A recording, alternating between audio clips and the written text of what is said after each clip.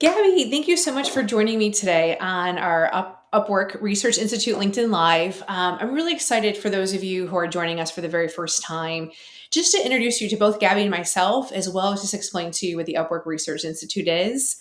And what we're going to do over the next 15 or 20 minutes together today is really dive into a behind the scenes look of our most recent research, Work Innovators, and really go into some of the things that we didn't talk about on the report. So by all means, join us in the comments. Let us know where you're coming from and bring your spicy questions. We're here today to talk about the research and the data and anything that you want to know about. So let me just start in case this is the first time you're joining us. I'm Kelly Monahan. I've been at Upwork now for almost 2 years and started the Upwork Research Institute with the mission of changing work one insight at a time. And our entire research program is around helping leaders navigate the future of work. And we study themes like distributed work, flexible talent models, and AI. My background is in org behavior, and I'm going to turn over to Gabby real quick to introduce herself so you can see why I think we're a great complement to be tackling this topic. Thank you, Kelly. Yes, we are. My name is Gabby Burlacu. I've been with Upwork now and at the Upwork Research Institute for about 6 months, an amazing 6 months it has been.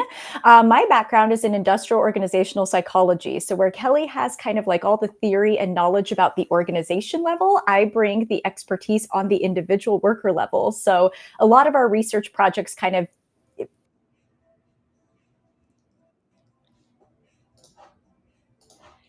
I think we might have just lost Gabby. And this is one of the things as we talk about the future of work. It's so funny that with some of the internet connections, some of the other things we still have to get right before AI. So I'm going to wait for Gabby to rejoin us here in a second. Gabby, you're Yes, back. I here I just was am. telling the audience, here we are talking about future of work, and sometimes the Wi-Fi bandwidth gets in the way. Yes, yeah, more fun surprises, I think, Yes. technologically related. All right. Looks like we. I apologize. This might be our Restream app. Sorry to blame you, Restream. Hopefully, we've got a better connection now, and we'll just see how it goes. So, how far did I get? My name is Gabby Burlacu. I'm an industrial organizational psychologist and the second researcher on the Work Innovators project. We are so excited today to discuss some of the findings with you.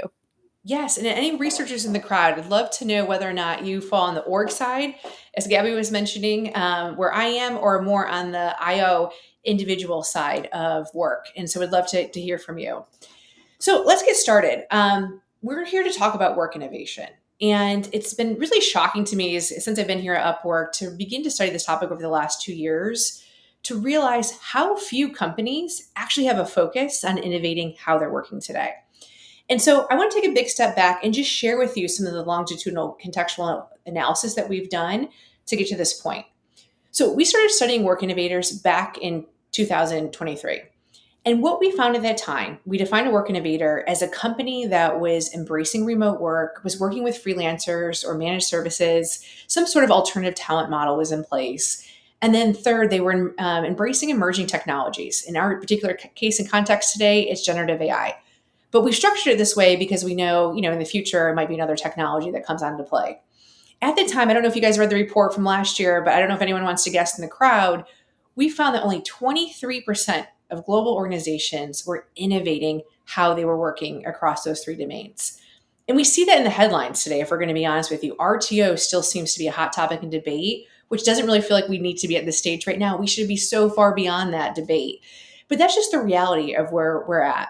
And I think a critical reason to really tune in today and why it's important to pay attention to this research is what we found from those 23% of work innovators back in 2023 was that those leaders were much more confident navigating the future of work. They had much, from you think about like cohesion across the executive leadership team, they were much more aligned and cohesive of their go forward strategy. They had so much more confidence in the skill sets that were within their organization. They felt that their workforce was ready. And finally, as we think through financial performance that we'll begin to tackle today, those executive leaders reported much higher levels of dissatisfaction across their financial performance. So this got us as a research institute to really begin to pay attention and start thinking through how do we get more people to innovate and how do we begin to understand this 23% and what they're doing and how do we help other organizations navigate that? Gabby, why do you think it's so important we revisit this topic this year? Well, so it's 1 year later, and that 23% I think was so interesting.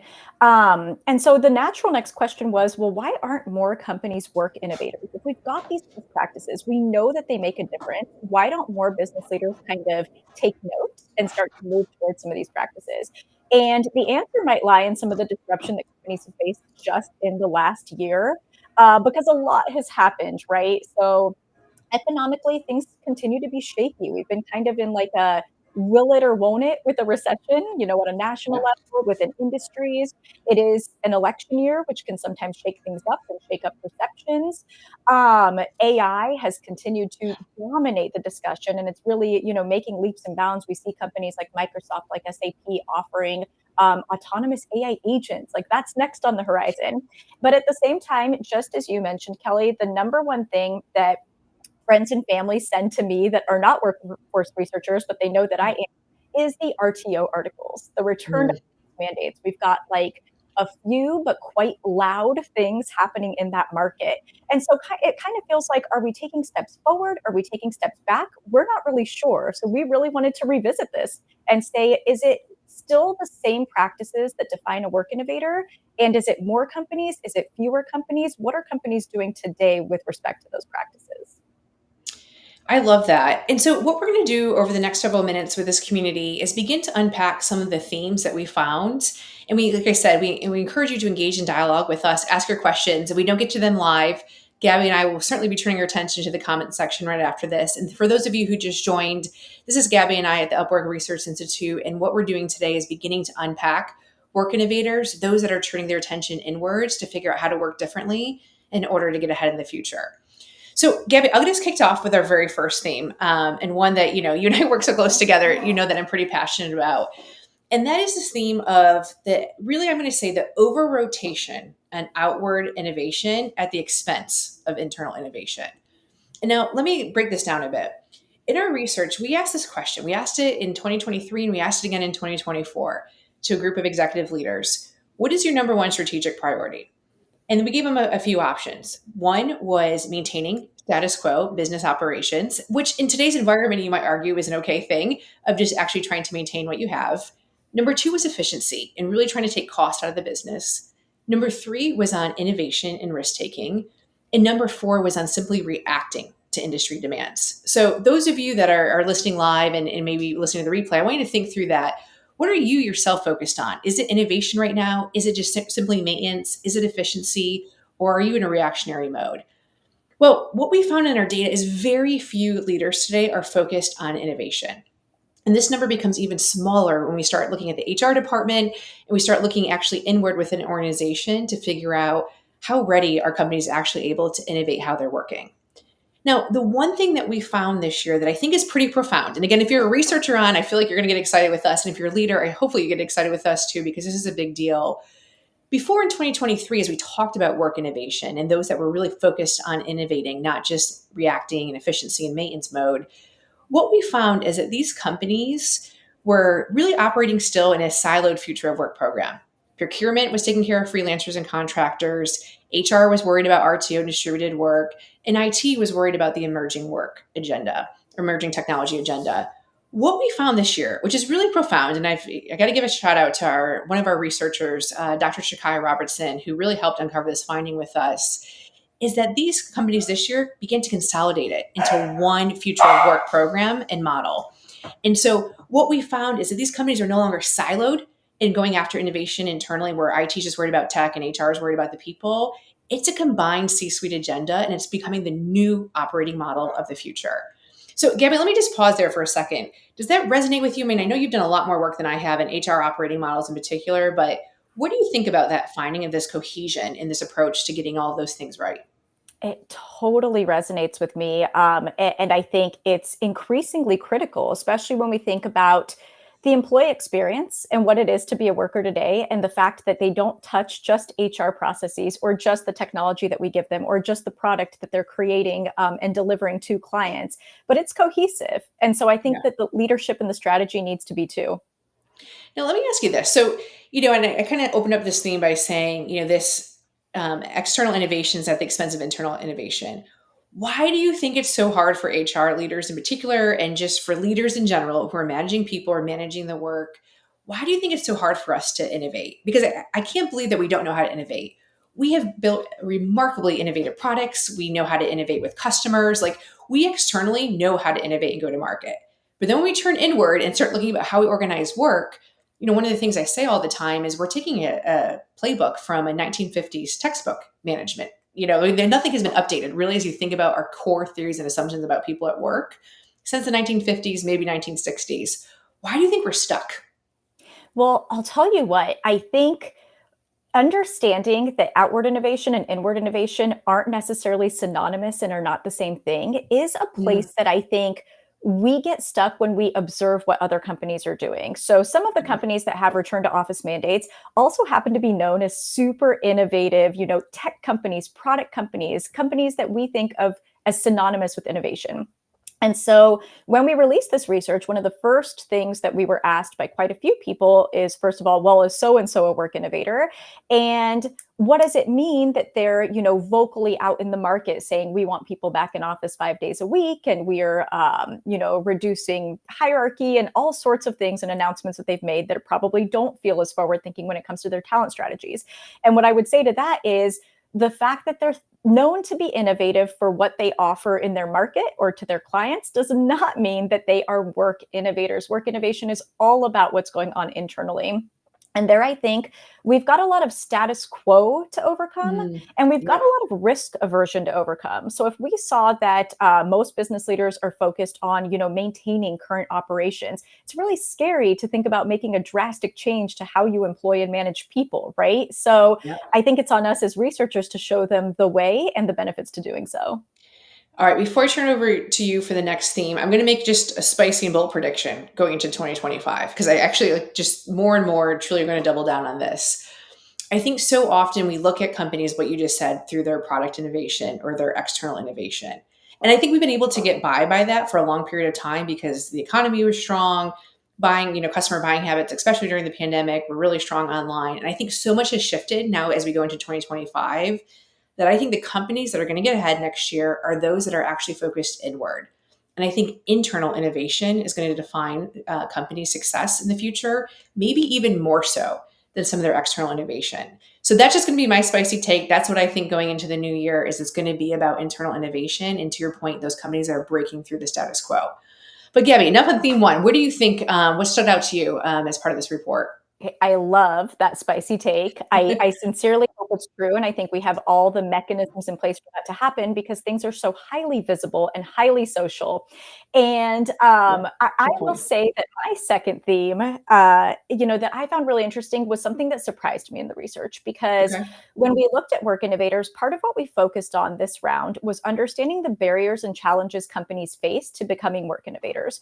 And so I had this assumption going in that companies that have achieved kind of this work innovator status, where they've unified their operating models across how they manage talent and technology, these were going to be companies that maybe have fewer challenges. So there are so many challenges inherent in like our AI world today. Data privacy, huge. The ethics of potentially, having technology replace jobs or displace jobs. Cost is something almost nobody ever talks about with these generative AI tools, but they cost money. Yes. And the cost model is one that is potentially insurmountable for some companies. And so my assumption was that work innovators were companies that somehow had addressed these challenges, had fewer experiences with these challenges, and therefore they're able to focus on innovating. And crazily enough, it was the opposite. So, what we found, and this was not in the paper, and I'll tell you why, was essentially that almost across the board with these challenges, work innovators faced more of them than Hmm. non work innovator companies. So, this was like according to mean scores, they perceived greater challenges with data privacy, with cost, with culture, with ethics. But it was again Chakaya Robertson. Shout out to Chakaya. I really hope she's on this call because she's getting just all the love. She was our analytics partner on this, and she said, "Okay, but have you looked at how?" Work innovators and non-work innovators prioritize the challenges Mm, differently. Like you've looked at kind of the mean scores, but have you looked at the rankings? And there we saw some really, really interesting effects. in terms of how work innovators think and how they are tackling challenges that are very human centric, like skilling, like comfort levels with technology, at the same time that they tackle these other challenges. So they're not waiting to find out, how are we going to articulate use cases and how are we going to get ROI and how are we going to ensure data privacy? They are focusing on those things, absolutely, but they are not waiting to also tackle the people challenges. So I thought that was really interesting. The other thing is that I kind of had assumed that work innovators, and especially those that are able to focus on a strategy of innovation in the coming year, have some sort of like giant cash reserve. I was thinking they are able to afford taking these big risks. And that is another thing that was actually quite counter to what the data showed. It was not that these companies had giant reserves of cash, but what was interesting was that they were actually being smarter with the cash they had. So they were reducing operating costs. They were driving efficiency. They were freeing up positive free cash flow, which is something that most organizations in that same time period were not doing. So it was almost like this paradox of how are these companies driving efficiency while also driving forward a strategy of innovation? And that really unified, tightened operating model was key. Yeah. And I just thought that was, so counter to expectations, really, really cool. Gabby, I think that's so, I mean, it's so fascinating. I mean, obviously I should have, like, I'm acting so shocked in the moment. Even though I helped write You this remember. report. But it is so shocking to think through that our work innovators were facing just as many, if not more intensity, is probably maybe the way I would think about as we measured it across the Likert survey scale of intensity of barriers. And I think that's just a misnomer that we have in our business world, is that innovation's fun. It's loading all this R&D. We've seen, some of these think tanks come out, all of that. But that's not what our research is finding is the future. And to your point, it's leaders who actually acknowledge the barriers, I think, is step one, which I think is so many leaders have a hard time doing. It's acknowledging reality, looking at the messy, and then exactly what you just beautifully described is really finding that unified way of finding efficiency and tackling that problem in an innovative way. And so I'm just curious, just a quick follow up. How were work innovators prioritizing differently? Because you hinted that there's a different in prioritization, but what exactly came out in the data of what work innovators were prioritizing? Yeah, well, I will say what rose to the top were, to me, some of those more people centric aspects to driving Mm, innovation, to implementing technology, to implementing, flexible and distributed work models, because there are some people related challenges there. You have got to get everybody on board. You've got to make sure people have the skills. You've got to make sure they have that comfort level, that they understand that you're implementing AI in ways that aren't necessarily going to take their jobs, but rather enhance them. And so those were the kinds of things that rose to the top more for work innovators. Whereas their less innovative peers were still kind of focused on, like, okay, how are we going to pay for this? Is there going to mm, be an actual ROI to this?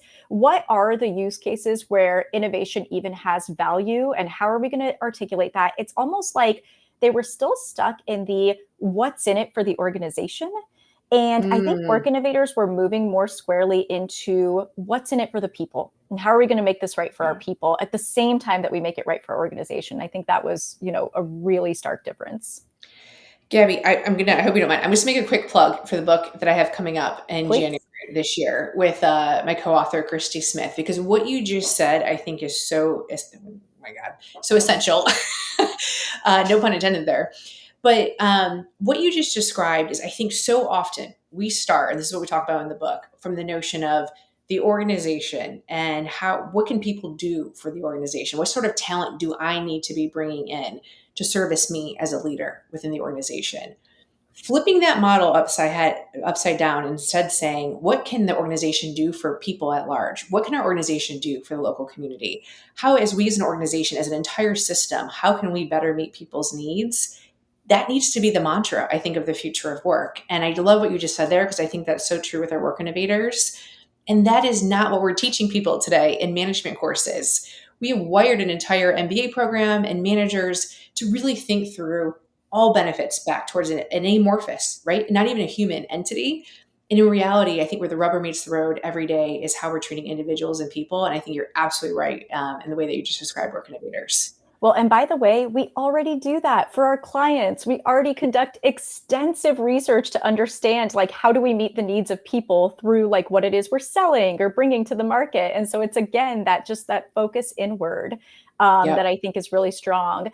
And yeah, just to sum up this theme, Yep. like something that you said before about this is the future of innovation, I just think this changed my mindset around what innovation is, because I think Mm, innovation for us tends to be synonymous with like big spend, big risk. And innovation is really, I think, a lot more incremental, more strategic, yep. more tied into the company strategy in the future. And that's going to be the difference between the companies that survive or I love, thrive and those that maybe yes. don't. Gary Elvis, afterwards, you know what we should do? We should summarize like our top predictions here, Oh, or maybe our big surprises in a quick article. Well, I think this is a good segue to the next theme that I just wanted to address on. And it's funny, it's a word we actually, you just described, it's a word from Japanese culture, kaizen. What Kaizen is this Japanese term that came really from manufacturing, but really at the heart of it is about listening to employees and the workforce in order to better address and understand root problems within the system. And what the theory says, or kind of what the philosophy goes, is it's the small changes over time that actually make the exponential difference. And I think that's really, what we're seeing as this third theme here in the research is that in order to get work innovation right, you don't start in your boardroom, you don't start behind closed doors at the very top. You go all the way down to those who are interacting with your customers, those who are in the front lines, those who are working every day together in the trenches to figure out what's working, what's not. And I don't know about you, Gabby, like I was actually a little bit surprised as we think about employee listening, right? You would just think every company is doing some level of employee listening. But we know from our research that's not the case. That in fact, our work innovators are listening so much more to their employee population and soliciting their feedback. So, just a quick stat I'll give you is 92% of work innovators have this mechanism right. They understand they have to listen to their workforce, they understand this notion of Kaizen and small changes. That's compared to 71% of their peers. So that still means, 1 in 4 organizations today aren't really listening to their workers in a way that's required. And I think, as we think about AI in particular and the need right now to begin to incorporate that within organizations, again, so many people are approaching this from a technology perspective. It's a tool, people are getting logins, whether that's Microsoft Copilot or ChatGPT, without actually being asked, what is it being used for? What's the business problem we're solving for? What sort of incremental change can we begin to create? And I think because of that, that's why we saw from the research we conducted over the summer together as well, is that AI is actually creating a lot of burnout right now in the workforce. And I think a really big root symptom and cause that we uncovered in the Work Innovator research is that we're not listening to our people. Gabby, I mean, you've again been in the HR space for a while. Like, why are we not good at employee listening? Like, why is this a muscle that many organizations can't get right? Yeah, it's a great question, and I don't have, I think, the set answer. I wish I did. I wish any of us did. Again, it's not really part of the status quo. I think is part of it. It's a lot easier to Mm, kind of push processes and workflows out rather than have information coming in and using that to shape, strategy to do things differently. Um, I think also things are moving very, very quickly. Employee yeah. feedback is very varied. It takes time and expertise to distill that into, what is the organization going to do with it? In short, it's easier not to Yes. listen to employees and to do, what you as a leadership team think is best. Yeah. And as you mentioned, sometimes it works. So 1 in 4 organizations is not doing this today, but they are still, delivering. They are still Yeah. surviving. And so I think we haven't seen the consequence of not listening enough, but I think we increasingly will. Yeah, that's a really good point. And I do think like this is a stat that obviously didn't come from us. I think this was from E&Y's research, but that we cite within the research report this year is that the lifespan of organizations has dramatically decreased. So as you think through in the 1940s, the average lifespan of a company in the S&P 500 was 67 years. Today, that number is down to 15 years. And we're not going to talk about that right now in the in depth here, but as we talk about this like breaking of the social contract on both sides of the equation, and people expecting to kind of be at one place for a long time, that literally doesn't exist anymore because organizations are not surviving long enough. And I think you're right, Gabby. It's like, it's hard work. It takes time. You have to stop from the day to day fire drill and sense of urgency to take the time to listen. But I do think those who are listening to the people on the front lines, those who are really adapted this muscle to make sure that any sort of technology implementation or any sort of change management is being done co-creating. I know we use that word a lot in consulting, but co-creating with employees and within the workforce is a lost art today in the age of efficiency and speed. And so I think it's probably our call to action on this theme here is really develop that muscle of listening to your workforce. I think, again, as we're making like some of these predictions going into the new year, I think companies that are able to listen to the workforce are just going to have a heads up on innovation. And I have to say, Gabby, we're going to take this full circle. I don't know how many of those that are doing a full mandate 5-day return to office have actually done the employee listening, and whether or not those have been co-created RTO strategies as well. So time will tell, and we'll see where people go with that. But Gabby, I think we've got time for one more kind of surprise theme from your perspective, and then I'm going to go ahead and take a look at comments as you begin to unpack this. But what's another surprise for you in this report? Well, the reporting of metrics and success was very, very interesting here. And I don't think we really touch on it much in the report. I think we've got like one sentence that sort of distills it, but I actually think it's far more nuanced and something that I think especially HR leaders need to consider. So when you think about the three main practices that differentiate work innovators, they are leveraging more flexible work models.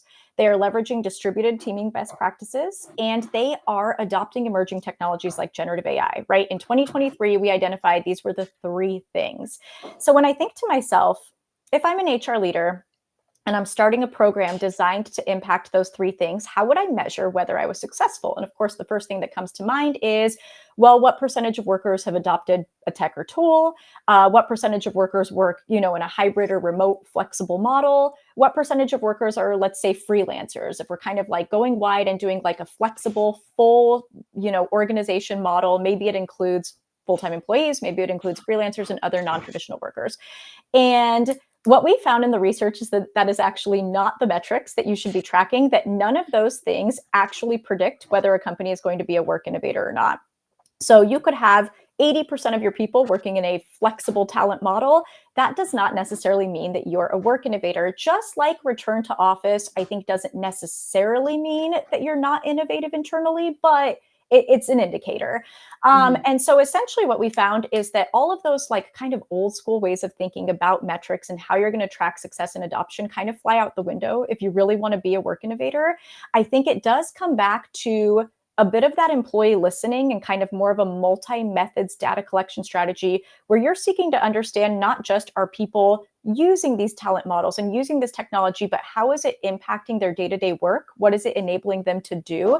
That's going to be key to determining whether or not, you're really moving the needle on these work innovation practices. So really, really interesting there. I think that's so interesting, Gabby. And I think so much, again, knowing from your background in, IO psychology, what we measure is what ends up becoming the most important in an organization, whether we want it to or not. And it does seem like there's so many, we've got a lot of work to do, especially in the HR leadership space, to really figure out how do we get to some of these performance metrics right and making sure that we're emphasizing the most important things of what success actually looks like within organizations. Well, I appreciate those of you who've stayed with us. I know we had a little bit technical glitches, and so I appreciate those of you who have been able to stay on and stream with us. Gabby, I don't know how 30 minutes goes by so fast every time we get together talking about a topic that we researched together. But so thankful just for you and the Upwork Research Institute and all the work that we're doing to really hopefully help leaders uncover new ways of working.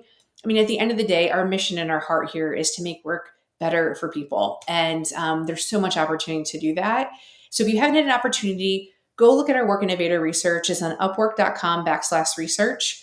We've actually developed a brand new AI tool. And so, Gabby, we might have to table that for another conversation at some point in time very soon and maybe bring on our friends at Hourglass Collaborative and really begin to unpack how we fundamentally believe that thought leadership is changing. So with that, I'm going to call us at time because it's been 30 minutes. Thank you so much to all who have attended. Gabby, thank you for being so generous with your time and insights today. Love doing this with you. And we will commit to doing a quick